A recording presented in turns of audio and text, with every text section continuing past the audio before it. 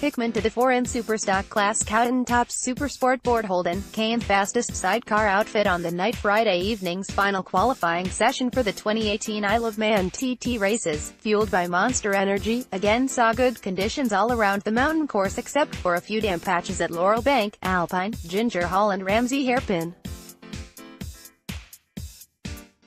Although the solos only managed a maximum of 3 laps due to 2 delays, Michael Dunlop, Tyco BMW, signaled his intentions for tomorrow's 6-lap RST Superbike race with a fastest lap of 132.983 miles per hour, with all 3 of his laps 132 miles per hour.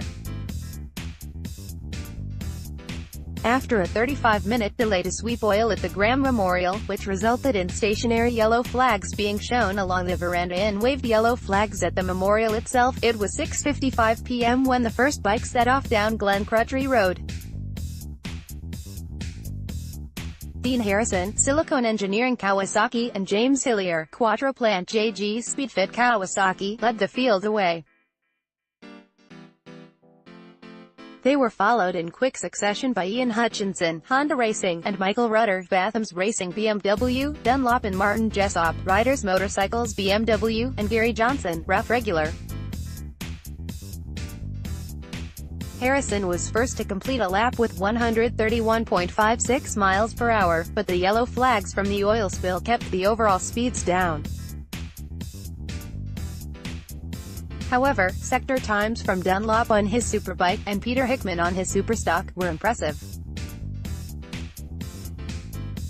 Dunlop's lap was the quickest at 132.33 miles per hour, with Hillier 128.37, Rutter 127.45, and Hutchinson 127.16, flashing over the line in quick succession.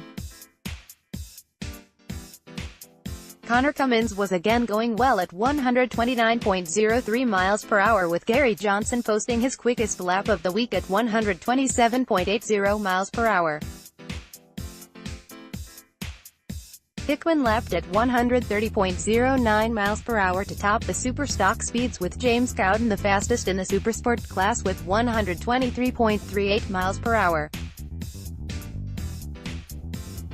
However, the red flag came out shortly after the front-runners completed their first lap due to an incident at Halewood Rise, and although none of the riders involved were injured, more oil had to be cleared from the course. The session got underway again at almost 7:45. Hillier and Dunlop were away first, and the latter was first back with a lap of 132.66 miles per hour, while Hillier put in his first 130 miles per hour lap of the week at 130.64 miles per hour.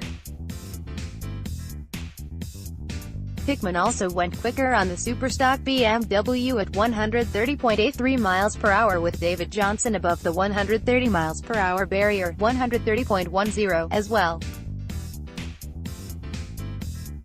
Hutchinson also set his fastest lap of TT2018 at 128 miles per hour. Newcomer Adam Lyon put in a superb lap of 123.44 miles per hour on his 600cc Yamaha. The solo session eventually concluded at 8:05 p.m. with the Formula 2 sidecars getting their final session underway at 8:10 p.m. John Holden, Lee Cain were first away, followed by Ben and Tom Burkle, Alan Founds, Jake Lowther, Dave Molyneux, Dan Sale, Peter Founds, Jeevan Walmsley, Steve and Matty Ramsden, and Tim Reeves, Mark Wilkes. The Burkles were soon reported out, though, having stopped at Ballacrane, although it was later revealed they didn't intend to go further.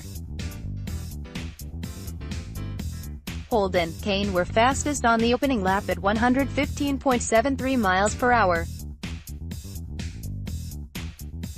Founds, Lowther lapped at 113.56 miles per hour, Founds, Walmsley at 112.78 miles per hour, which they improved to 113.354 on their second lap, with Reeves, Wilkes also clocking a 113.198 miles per hour on their second lap.